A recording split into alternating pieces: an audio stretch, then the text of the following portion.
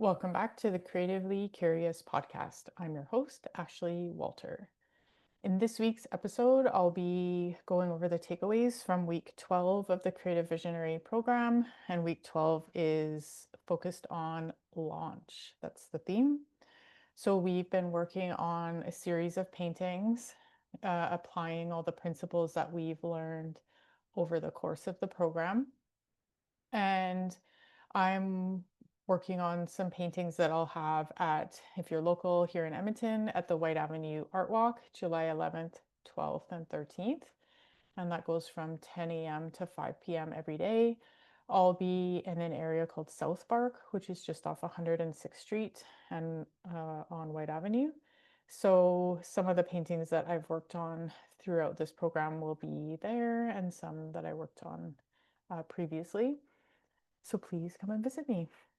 So the takeaways for this week are to scale your art, you have to scale your tools and your thinking. And so scaling could mean bigger work, so working bigger than 12 by 12s, or if you're working smaller than that, then going a little bit bigger. And he mentions going in increments, so taking small steps. So 14 by 14 or 16 by 16, which I don't think I ever really listened to those rules. I sometimes will just buy ginormous canvases and paint them.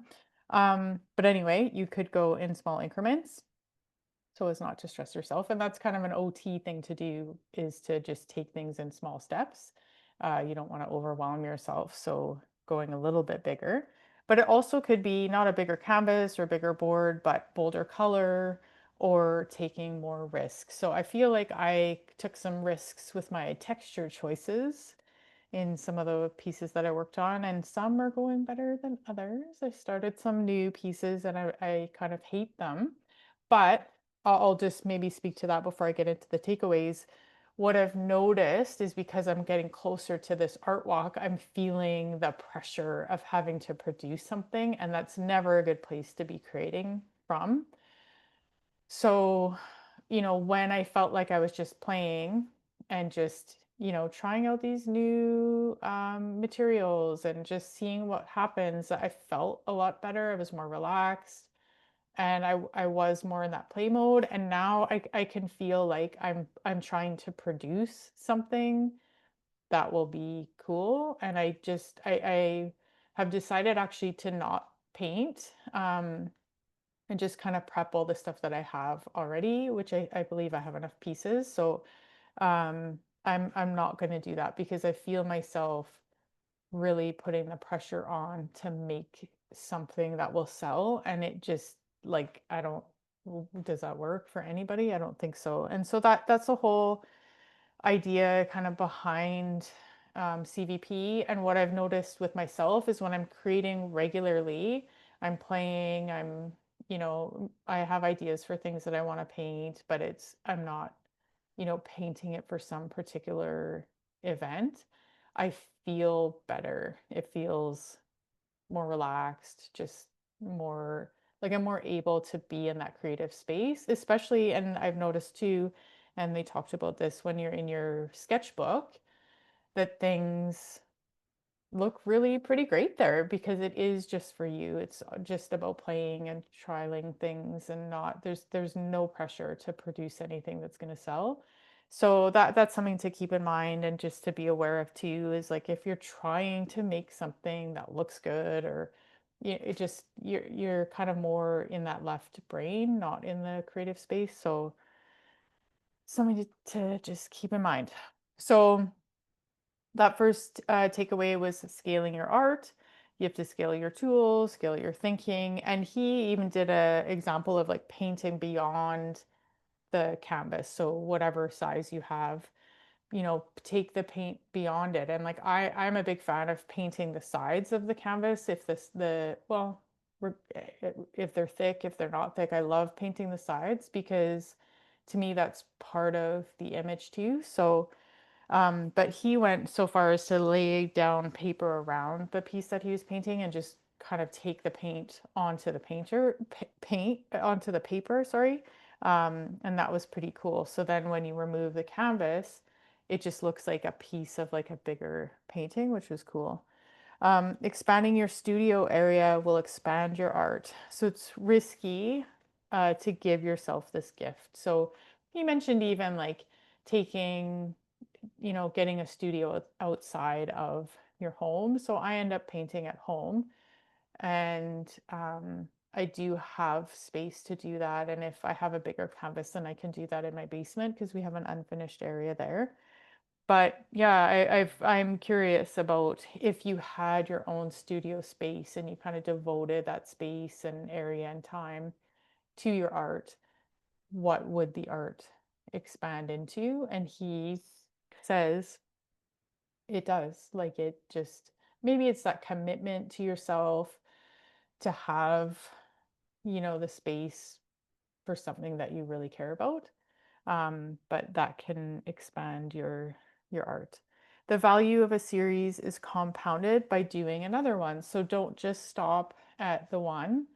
Keep going, keep that momentum going. And again, I've found that too is just to keep creating. Doesn't have to necessarily be a series, but just to keep making things, because he says, I quote, the juice comes from the making of the art. And we know from research, and that's what I did my master's project on, was that just making art, whatever it is, decreases cortisol, increases dopamine, increases your mood, increases relaxation and your presence, and we feel better. And we've gone away, like as a society, we've gone away from creating. It's like work, work, work, and be in the factory and sit at your desk and stare at your screen, and it's like we've just gone so far away from, I think, who we are, that people are unhappy. We're just unhappy. And I really believe that if we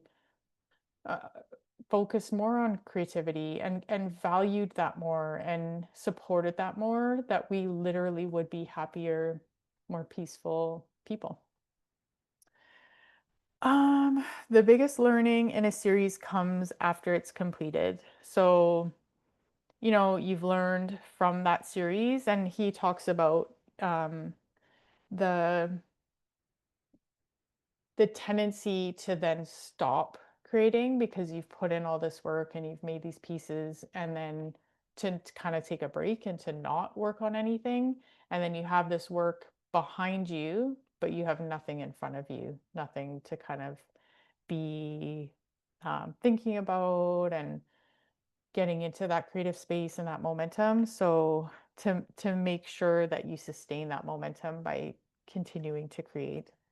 Your art is an expansion of love given to yourself and then the world. And obviously that's like so cool. And I think a lot of artists, probably every artist would say that it's, it's a labor of love. Like that you put in so much, not effort. It's not effort. It is love. It's coming from that truest part of you. And it's vulnerable, therefore, because you are loving it. It's like a piece of you that you're putting out into the world and sharing and hoping that other people will love as well. And how amazing is that? How could that not make the world better?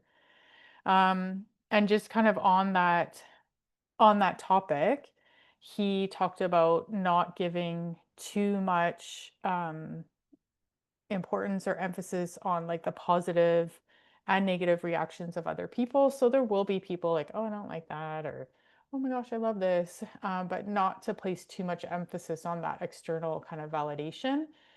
So, and he gave an example of where he had a showing in a place, like not, it wasn't in California, it was in a different part of the States. And literally no one came to his show. No one came. He didn't sell anything. It's like, um, and my life coaching hat, if I put it on, it would be like, don't make that mean anything about you or your art. But I think we do end up kind of doing that, where, oh, I sold all my pieces, or I sold a whole bunch of pieces, and therefore I can feel good about what I did. Well, like I keep thinking, well, what if I don't sell anything at this art walk? Like, why am I doing this? So I'm doing it for me. It feels good to me to do this. And so I'm going to continue doing it. And then if I have to hang up all my art all over my house, then I'm going to have a lot of art that I really like because I made it and I like it. So, and then maybe all my friends will just get my paintings for gifts. And that's not bad. I still I feel like I need to create, and maybe um it's just that whole point of like not allowing that external view or anything outside of you to affect how you feel inside of you. That's an inside job. Mm. So if you love it, then keep doing it, and it doesn't matter what happens on the outside. So um let's see. Then there are a couple other notes I wrote down. So the playboards are for kind of getting down anything and everything we want to. And then we can decide what we focus on. So the playboards are for play, and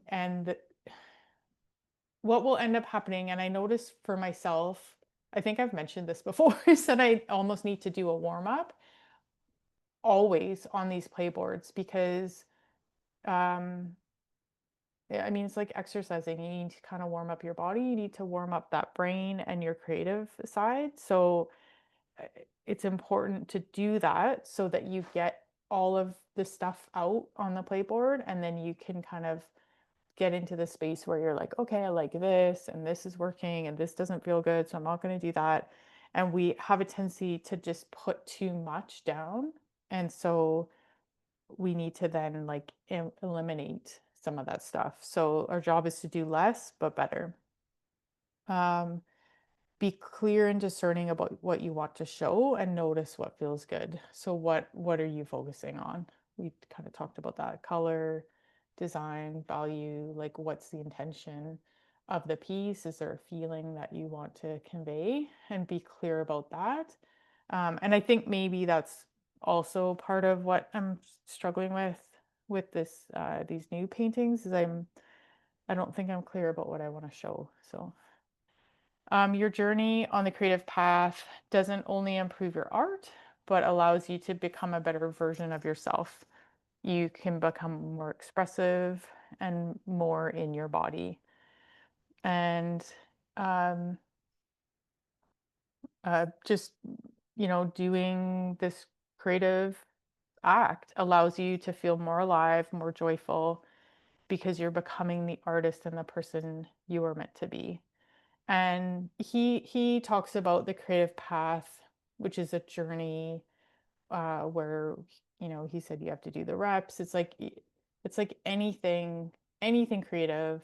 I think anything in general, you got to start somewhere. So again, the podcast is kind of an example of that. Like, I don't have the best production, but I wanted to start because I kept thinking about doing it, and it's like you got to just start and get into it, and then to see what works, see what you like, see what feels good, and then you can adjust from there. And he talks about it being like a upward spiral. So you start down low and then you're spiraling, and the spiral kind of gets bigger and taller and bigger and taller, and you're learning as you go. And hopefully you have some mentors who are a little bit further ahead of you. So Nicholas and his coaches, I feel like, are those mentors, and other artists that I've met. I've met quite a few artists from doing these art walks, and it's so nice to be able to have that support. And oh my gosh, I would say like the support of the artists that I've met has been so amazing. And even for this art walk that I'm doing, I didn't have like grid panels, and so I asked one of the artists that I've met and kind of kept in touch with, like if I could borrow her panels, and she was like, no problem. Like she's not doing this art walk; she's gonna do a different one, and she was like so helpful for that, which is just like also really amazing. So hopefully I can pass that on to somebody else too. But really, you got to start somewhere. It's like, again, anything, not necessarily painting, but writing, cooking, bicycling, running. Like, what do you want to do? And you got to just do it. And even if basically you suck, I think I talked about this, then suck, start it and suck and like be kind of bad at it. And then know that when you keep doing it, you will get better. Like lifting weights, like maybe you can't really lift a heavy weight. So you start small, you start 2 pounds, you start 5 pounds. Then over time, you build your muscles and you grab a heavier weight and you keep doing it and you keep doing it and you keep doing it. Anything else, it's the same thing. It's like your mind, you got garbage in there, you got to work at it. And I keep thinking like, oh, I'll get to this, I'm going to get to a place where it's all, everything's perfect. It's all good. It's like, I don't think that place exists. Like the spiral, you're just continually, just bit by bit, step by step, taking, moving forward, getting better. You maybe take some missteps and you learn from those and then you keep going. So it's not about really like, I don't want to, that's like cliche, the destination. Like, it's like, yeah, it is about just kind of like enjoying what you're doing now, relaxing into that, knowing that you're on this journey, knowing that you're starting from somewhere and you just keep at it. And I think if you keep at it, like, I think that's success. You just don't quit. You keep going because you love it and it feels good to you, and it feels like you. And if it doesn't feel good, doesn't, then you let that go and you move forward on something else. So, um, it's about who you're becoming. It's that vision, that future self, and maybe you don't even necessarily know who that is or have that clear vision, but everything is about that. It's just like who who are you becoming through doing this and like showing up. And I feel nervous. I do feel pretty nervous actually about having a tent at this art walk. I was at the art walk last year, but I didn't have a tent and um I didn't have as many pieces and it just feels vulnerable, I guess, to show up and like have these pieces that I care so much about that feel like a piece of me.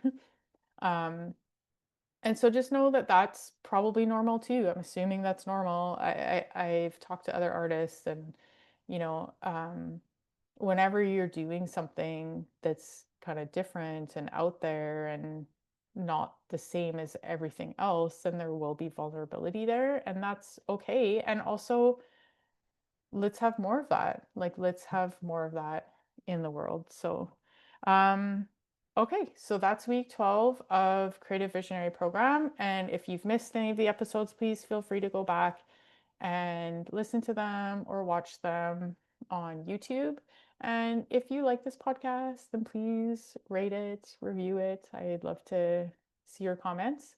And you can, send it to a friend, someone that you is also an artist or creative, which we all are creative, so you could send it to everyone. Now, this series has been pretty specific with painting, but I will forge ahead and I might actually do some more occupational therapy type things because I'm also an occupational therapist, but we'll see. I'm going to be taking a break over the summer from new episodes and then starting back again in September. And yeah, hope to see you then. Oh, and before I sign out, I always like to say, because this is the shirt that I got from CVP, just remember that you are a work of art. Take care.